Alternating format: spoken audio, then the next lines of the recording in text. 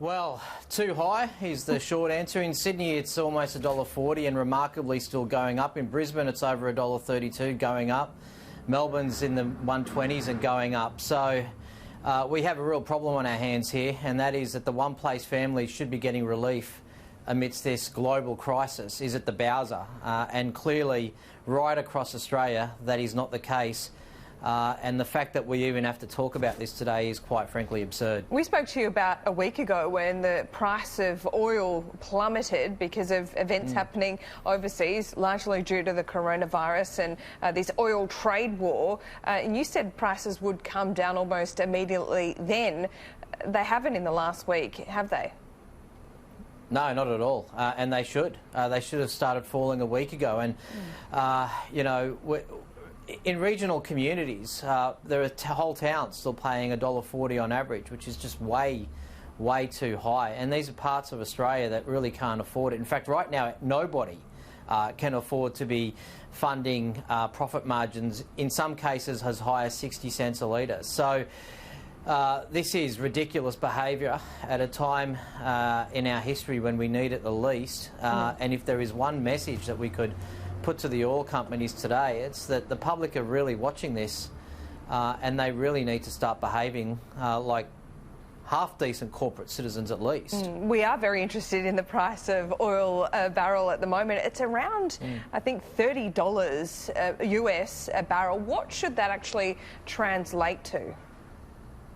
Well, if you look at MOGAS, which is Australia's international benchmark price, it's trending the same as crude and it's about to breach below $30 a barrel. And so if you look at those prices, unfortunately the Aussie dollar is falling, so that doesn't help us. But that converts to what we said was earlier, $1 a litre of the wholesale price. And so what we want to start to see prices right across the country coming down in line with that. Now, we don't expect oil companies to go broke. We don't want service stations going broke, especially independent service stations. But what we do want them to do is make sure that they're passing on these significant and sustained and consistent falls that we've now seen globally for several weeks. They are clearly not doing that, and they need to start. And a good benchmark right now would be Adelaide, where the average price is $1.08. Okay, Adelaide, go you. They've also eased shopping restrictions for the next 30 days as well, so big tick there. Before we let you go, can I just ask you about perhaps playing devil's advocate here? Is there a reason that some of these service stations wouldn't be passing the cost on to the savings on to drivers? They're looking at what could be ahead for the weeks and months and maybe keeping a little bit in saving. Yeah, well, look, first of all, it's got nothing to do with supply, so I think it's important we make that very clear from the outset. There is no shortage of supply. If anything, there's an oversupply on the global market, which is one of the reasons, which is the main reason why these prices are falling. So it's not that. The oil companies will tell you it's the price cycle, and this is a cycle that they've introduced to the Australian market. Nowhere else in the world has it. And so what we're saying is that the cycle has been at the high point now for long enough.